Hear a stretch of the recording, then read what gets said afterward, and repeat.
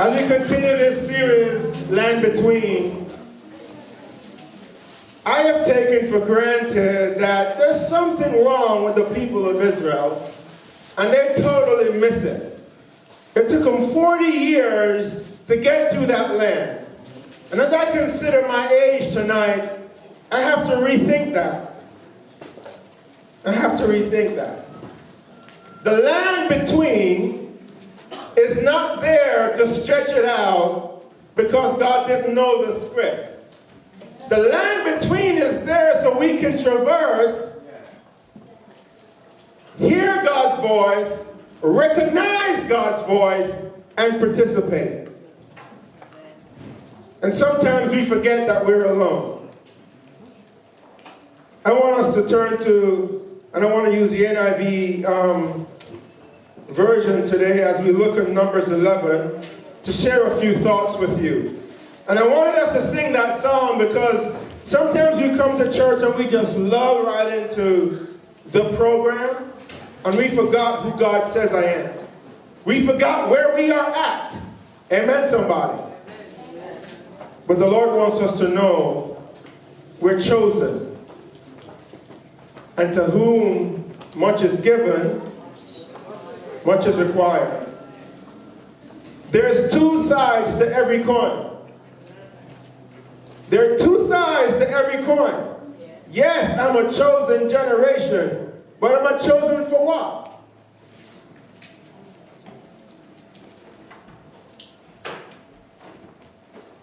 You know the story. The people complained, not because they wanted to, but if you read Numbers 9 and 10 and on, you realize that they have been on a journey. The journey has been long and tiresome. And in the company are not only the Jewish nation, the Jewish people, the Bible calls them a mixed company. Are you with me? So there are those who were born from Isaac and Jacob, but there are also those traveling with them who are of different nationalities, different races, who did not know who the Lord God Almighty was. So as they traveled in this land between, God not only reserved to remind his people who he is and who God says they are, but also to bring a fresh revelation to those who are new to the story so they can understand who God is. They can see God's miracles. They can understand he's a God of power. He's a God of change. So we jump into Numbers 11. And when it says, now the people complained, wasn't talking about the blood-washed throng only. We're talking about everybody. And it was something that was beginning to spread. It's like when you hear somebody cough. All of a sudden you feel like you got a cough. You know, it just spreads. So the people complained about their hardships in the hearing of the Lord. And when he heard this, his anger was aroused. Then fire from the Lord burned among them and consumed some on the outskirts of the camp. And at this point in time, I want to wonder, where were the people of God? Were they insulated? Were they spared the fire at that time? Who was on the outskirts? And if you look around, if you want to think about the inside and the outside, the guy jumping up and down, singing, losing his mind and blessing the Lord, you can consider him on the inside. But the guy with his hands in his pocket, leaning back in his hoodie, he's on the outside. Why? He hasn't fully bought into who this God is. And so God begins to purge the camp because they're complaining. Fire burned from the Lord among them, but it consumed, while it burned among everybody, it consumed those on the outside, on the outskirts. Where are you today? in the camp of the Lord. And it's not about did I turn up to every service, but where is your heart to the Lord? Do you default to giving thanks and praise? Or do you default to doubt and despair?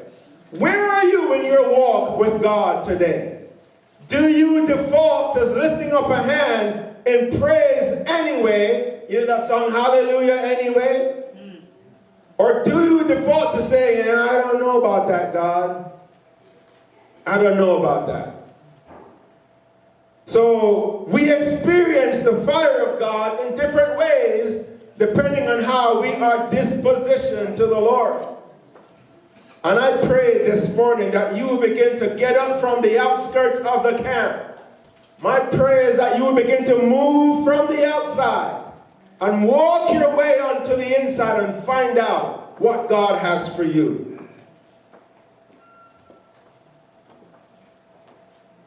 Moses saw what was going on, and as a good leader, he began to cry out.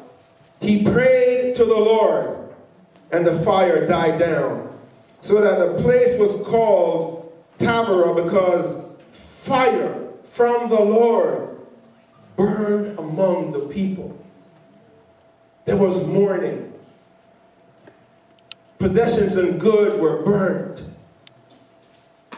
Those on the inside rushed to help those on the outside because they realized that God stretched out in a moment of judgment. But it continues. While the New International Version says, the rabble with them began to crave other food. Another version says the riffraff. The guys who haven't fully bought into this thing yet. The ragamuffins who said, you know what? I saw what God just did, but I still don't buy into that. When I moved to this country years ago, it was after 5 years or 6 years of going through the proper channels of applying for a U.S. visa. When I started, or when the process started, I think I was still in elementary school. And by the time we were told, come into the office for an interview, I was in the 5th grade. So it was a long time before we were told, come in for an interview. We came in for the interview. Everything worked out. And so the next thing was, get a plane ticket. No money for a plane ticket. I didn't know we were walking by faith. I didn't think we were walking in victory. But my mom broke out in tears. There's nowhere for her to get money for herself and 2 kids to come up to the U.S. What's your story? How did you get to the U.S.? Maybe you were born here. How did you grow up here? My mom reached out to her sister, her brothers, and over the course of the period of time where you can get the visa and it actually remain activated, somehow she was able to scramble up the money to buy 3 plane tickets. We didn't know what the future held. We didn't know what to expect. And so in December, we packed up 1 suitcase, no winter coat, and we arrived in New York on borrowed money to live in my aunt's house in 1 room. We didn't know what the future lied. We didn't know what was ahead. But my mother had something in her that says, we better get here by hook or by crook. She borrowed money, we left our house in Jamaica, and we came. When we were at the airport, I was met and I was given this 1970s coat with a fur collar. I thought I was Shaft or something. The thing was too big for me. I was a skinny 15-year-old, but it was warm and I was grateful for it. And as much as I felt abandoned, God reminded me I wasn't alone. God reminded my mother there was help. We were not alone. And as I read Numbers chapter 11, where the people complained, I realized complaining is a choice. Complaining is a choice. Your disposition is what you choose to make of your situation. You didn't create it. You didn't cause it. You didn't ask to be here. But now that you are here, what are you going to do with it?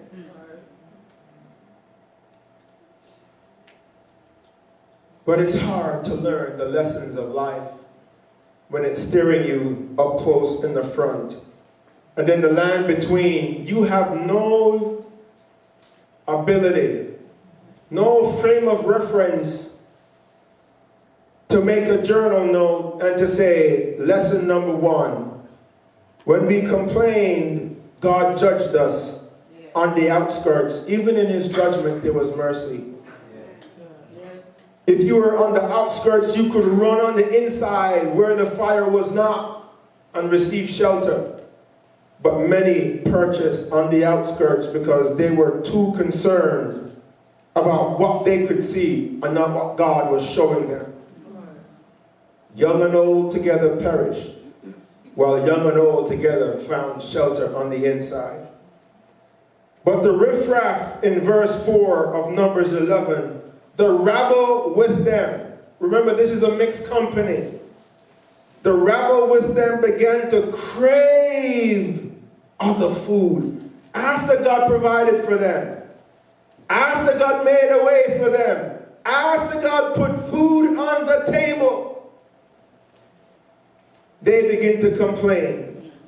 And again, the Israelites now, it just spread like wildfire. Started wailing and said, if only we had meat to eat. I am tired of this manna. I am tired of what you're giving me, God. I want the old stuff. Remember the fish? The roast fish? Didn't cost us anything. Yeah, we got a few lashes, but man, it was worth it. We had meat, roast pork, tenderloin, appetizer. But here we are eating this thing. What is it? We have lost our appetite. We never see anything but this manna. Be wary how you cast an eye on what God has given you. Be wary how you cast a word in displeasure about your situation. Have you thought that you're really alone? When God has sent the things in certain measure, it doesn't always overwhelm us. It doesn't always get us to that point where we're fully satisfied. But it always helps us get to the next step. We forget that we are a chosen generation, called forth to show his excellence. We forgot who God says we are, and we begin to complain. When we begin to listen to those around us complaining, we step it up. We begin to mourn and to wail.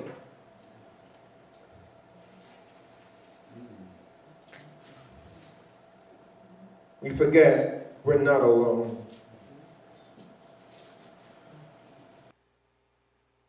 God made us people, not robots.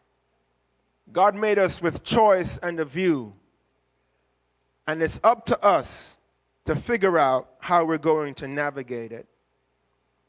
Moses began to see what was going on. And from one tent to the other, he began to hear raised voices, and it wasn't worship. One tent to the next, he began to hear screams and complaining, and he realized that there was something wrong in the camp. He realized it wasn't just the worship leaders or the deacons. It was the visitors, and it was the aunties and the uncles, and everybody was in an uproar. It was a mixed company, and it was impossible to distinguish the saints from the sinners anymore. Everybody was getting divorced. Everybody was complaining.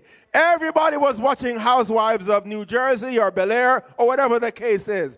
Everybody was reading the same newspaper, and they all had the same complaint.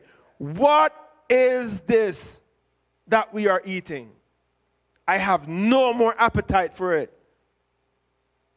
What do we say? I can't. I just can't.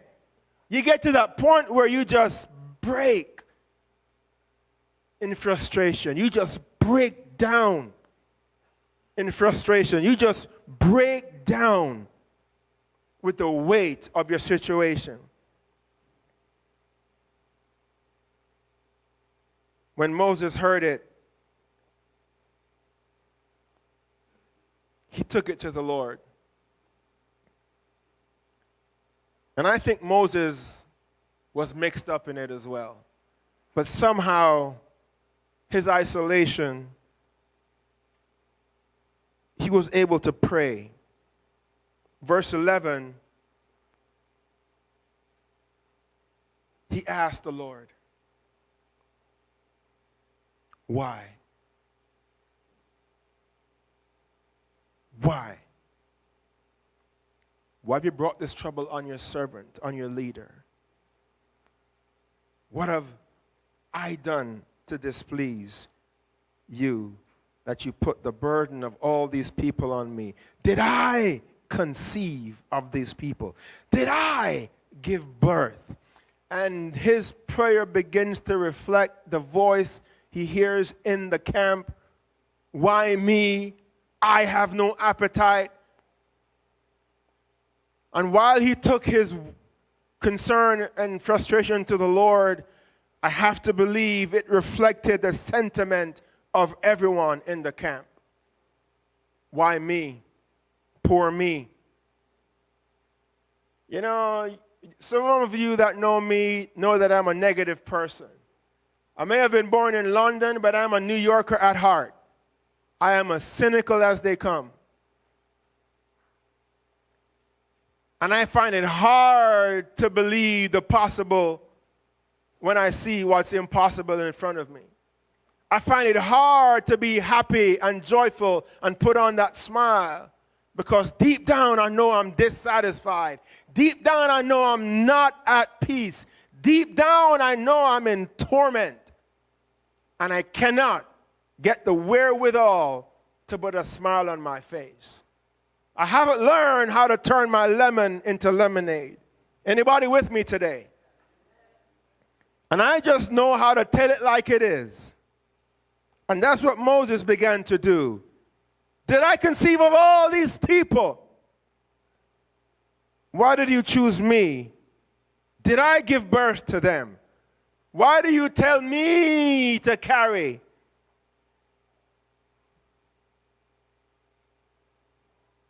As a nurse carries an infant.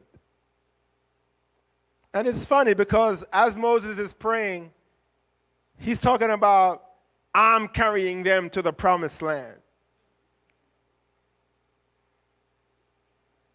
We have to be careful as leaders, as moms, as dads. We have to be careful as leaders on our jobs to find a way to couch our frustration against the promises of God.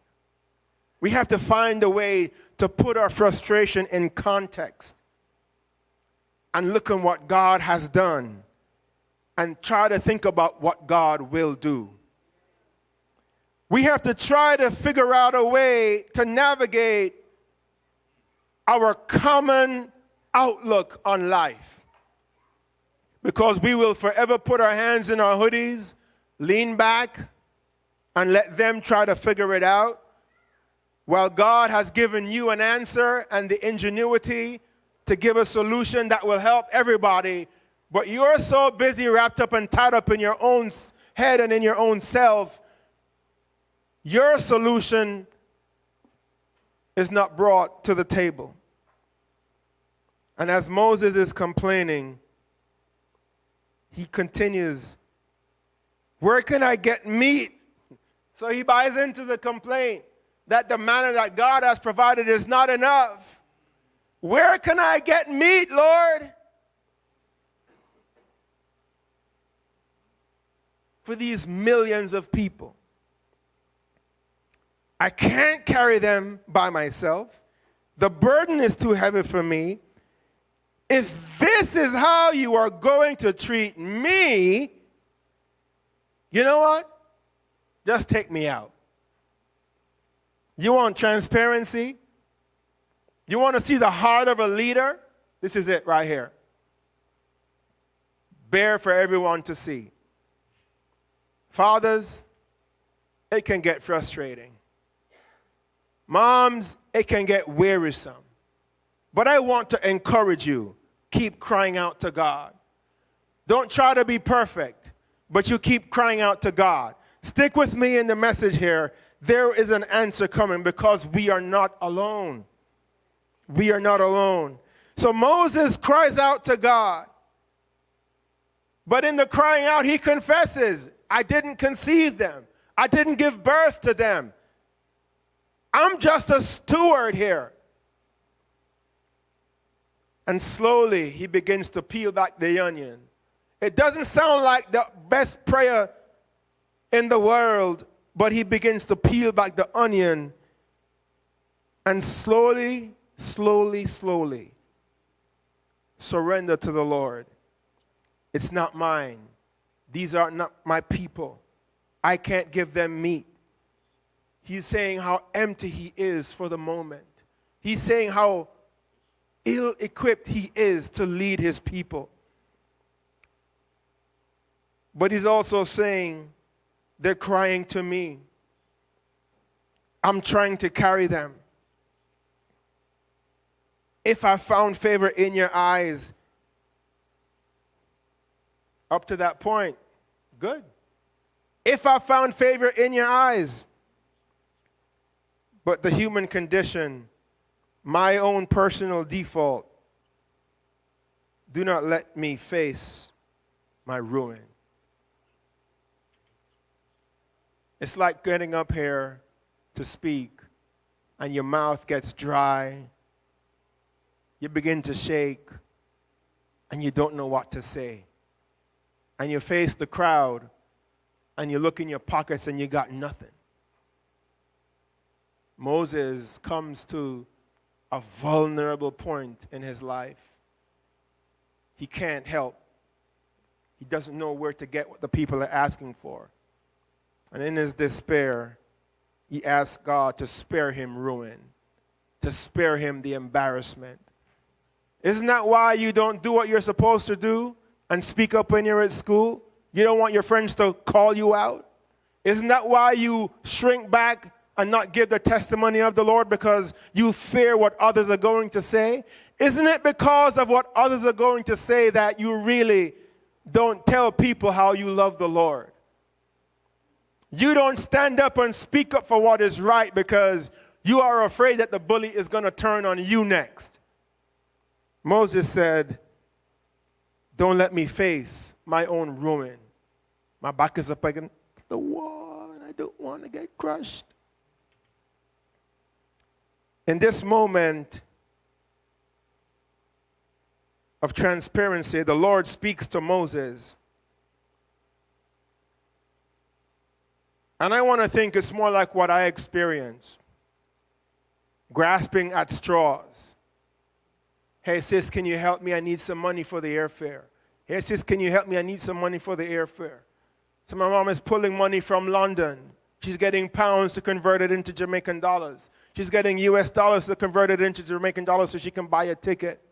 And back then it was like 150, 125 to $1 US. I don't know what the exchange rate was, but this was a long time ago. But after many, many weeks, she was able to get the money up. And so I believe the Lord saw an opening in asking for help. As imperfect as it may have come out his mouth, that was God's opening, and he began to speak to Moses. In verse 16, he begins to remind him, you're not alone. Gives him instruction is what he's supposed to do. And in verse 17, he says, after you gather me a number of people that you can trust as leaders, I'm going to come down and meet with you. I'm going to come down to the tent and I'm going to speak with you. And here's what I'm going to do. I'm going to give some of my power to some of these people. And I'm going to address your concern.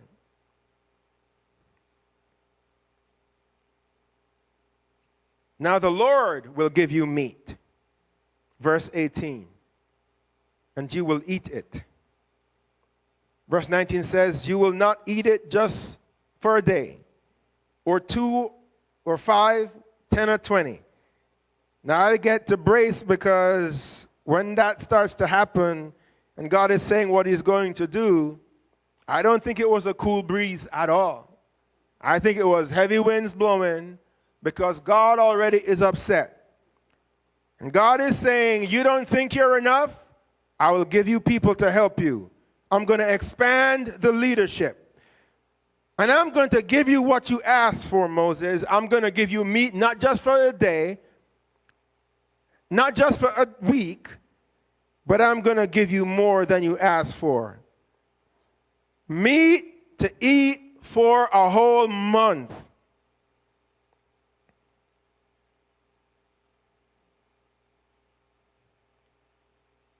Skip down to verse 22. Because Moses is still complaining and praying. And the Lord said,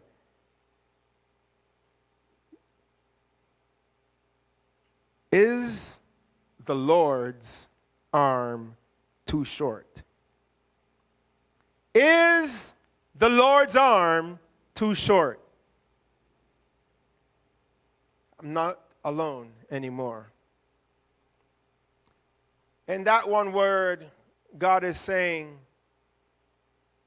I've been providing for you all these years. You may not have realized it, but it's been me providing for you all this time. Life has not been the easiest, but I've been with you all this time. Life has not been what you exactly preferred, but I have been providing for you all this time. You've never been alone. You've never been lacking.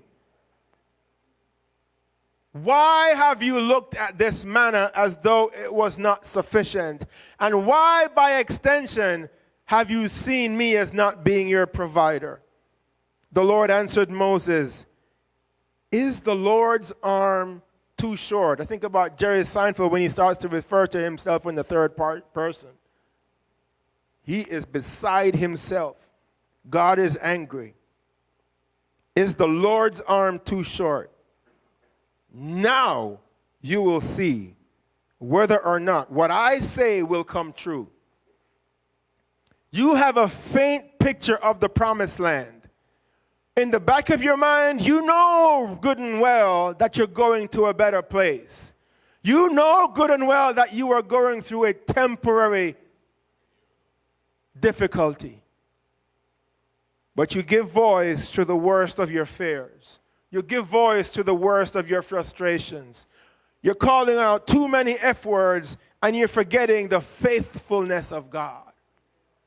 You're forgetting the favor of the Lord. You're forgetting the pillar of cloud by day and the fire that heats you by night. Matter of fact, you just forgot the flaming fire that burned the outskirts in a judgment scenario, and you still press ahead complaining. So God says, I want to say, is my arm too short? But that would take away the impact and the power and the anger that's coming through in what God is saying. Is the Lord's arm too short? Now you will see whether or not I say will come true for you. If you're like me, you forget many times. We are a chosen generation, called forth to show his excellence in times that are not perfect, in times that are full of frustration, in times where we cannot tell what's going to happen, although we have an idea of what should. The journey is bumpy, but we are called forth to show his excellence. So Moses went out and told the people what the Lord said, brought the elders and the leaders together, came back, and God came down in a cloud and spoke with them.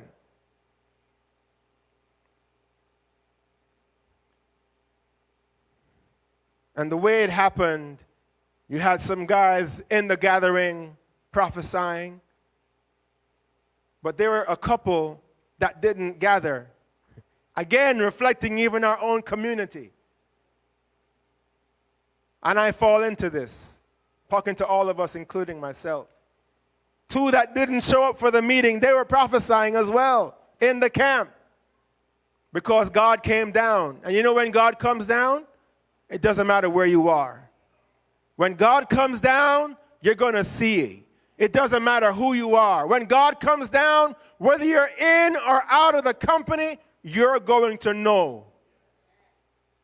The leaders that were gathered came together, but there were two who remained in the camp. And while everybody in the group was prophesying, two that said, I have laundry to do. Two that said, I have an appointment. Two that said, I got to take care of some business. They prophesied when they were on the inside. And so a couple of the lieutenants for Moses said, you know, these two guys are prophesying. We need to cut out their tongues. We need to stop them. Moses said, I wish everyone would prophesy. I wish everyone would catch a revelation of God. I wish everyone would catch a vision of what God is doing. I wish everyone had a heart for what God is doing and where God is leading us. While God falls inside the camp where the leaders are, God also shows he's willing to touch you no matter where you are. His grace will reach you wherever you are. You might feel you're at the end of your rope. God is right there with you. You are not alone. You might feel that you are fired and are about to be fired, but God is with you. You just need to believe that God is with you.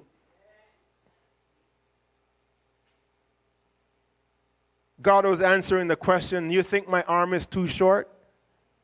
The leaders that were told gathered in the tent, but I'm going to touch those that are still outside the tent. You think my arm is too short and I can't deliver? I am going to show you who I am. Our song today is, we, this mixed company, we are a chosen generation, called to show God's excellence. All that we require, God has given us. I know who I am. I know who I am. I may be down and out, but I know who I am, and I'm not going to give up. I know who I am, and I'm bored, and I can't make through the next fog, but I'm going to trust you, Lord. Your arm is longer than I think. You are more able than I can think. When the wind goes out from the Lord, you could be in the bathroom, you could be counting money, you could be in your home, but God can touch you right where you are because his arm is not short and you are not alone. Moses shows us today that he's a sensitive leader, a responsive leader, who is also able to lose touch with God's ability to provide. And as a father, as a mother, I know we all get there sometimes. Even when we are praying, we bleed out our frustration because we are human. If you squeeze me, will I not bleed? If you pinch me, will I not cry out? So Moses shared the burden with the Lord, and God shared the burden with some leaders. And it's funny because it was more than who Moses thought it would be. And it was more than those around Moses who thought it would be. The people inside the camp who didn't bother to show up for this special meeting, the Spirit of the Lord fell on them. They prophesied. They got a word from the Lord. God's grace doesn't have a limit. It's boundless. Can you look in your impossible situation, your impossible family, and can you still breathe a word of destiny over them in prayer? Can you still breathe a word of faith, believing that God is still speaking to you and touching them as you pray for them? Can you lift your hands even though weary and bring some out of the fire and save some? God's ultimate concern was that Moses and the people realize he is willing to touch a mixed group. God is willing to touch everybody, not just some people.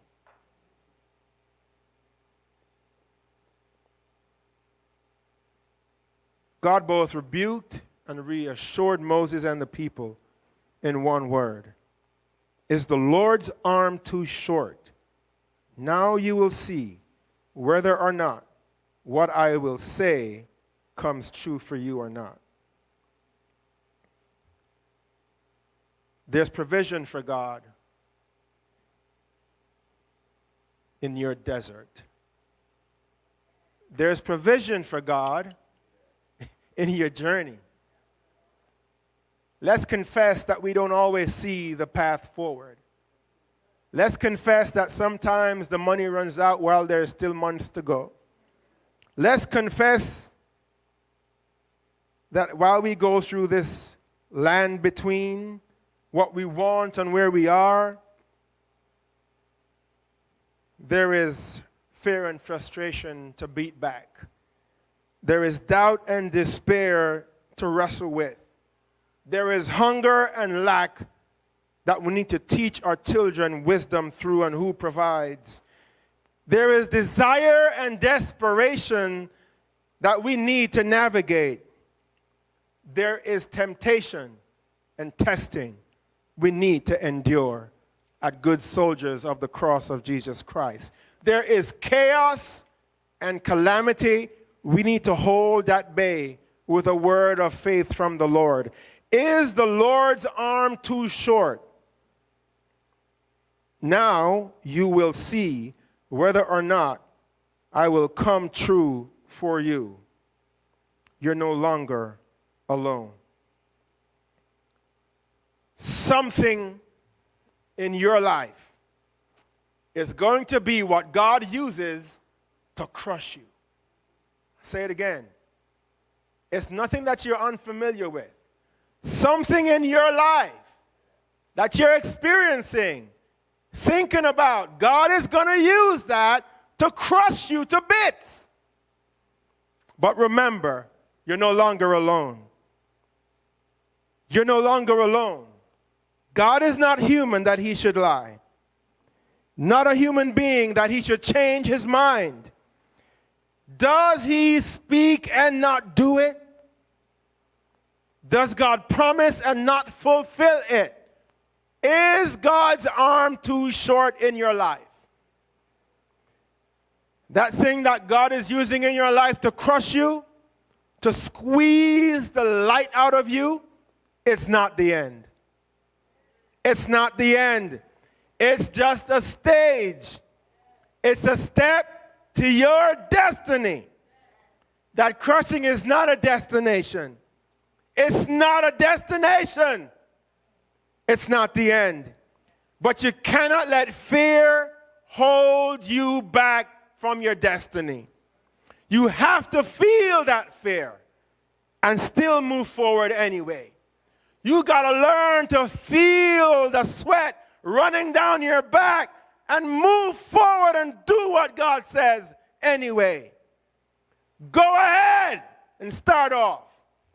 Even if you're broke, even if you're scared, move forward in God.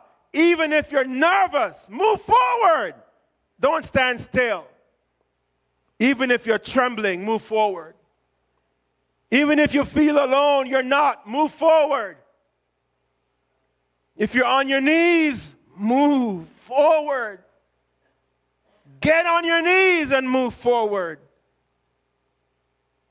If you're immobilized, move forward. If you're scared stiff, move forward.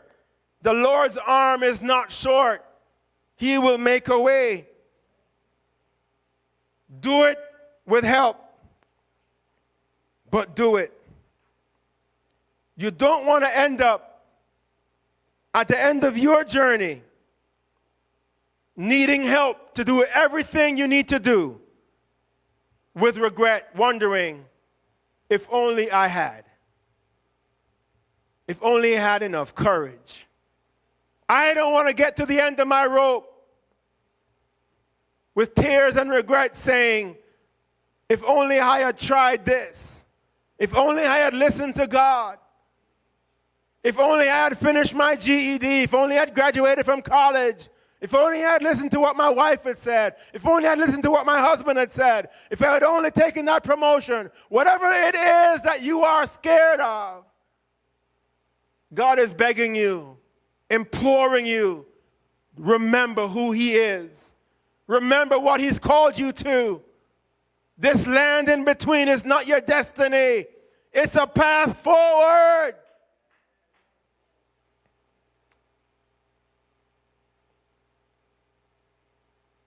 Sometimes the end comes before you expect it. I've seen young people in this church pass on. We bury them in their 20s, in their 30s. But I still have my mom who was born in the 30s, and she's slowly losing her bodily functions. 2 weeks ago, I went to visit her, and she can't even go to the restroom on her own.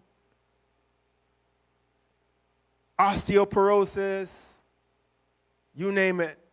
She needs help to get out of her wheelchair to use the restroom. I don't know if you'll get to that ripe old age, but whatever age you are, I want to arrest your attention today to stand and sing with us. We are a chosen generation, called forth to show His excellence. We can't just go day to day reflecting frustrations and fears. We can't go to day just thinking about the negative and what could have been. We got to make a decision and stand up and move forward in spite of our frustrations, in spite of our tremblings, in spite of our fears and what we are scared of. You're nervous because you're alive. Use it. You're scared because you're still breathing. Stand up. You're trembling because there's blood in your veins. Stand up. You still have a voice. You can pray. Can we just sing this song as we close out and make it our prayer? That we won't complain. We'll cry out to the Lord.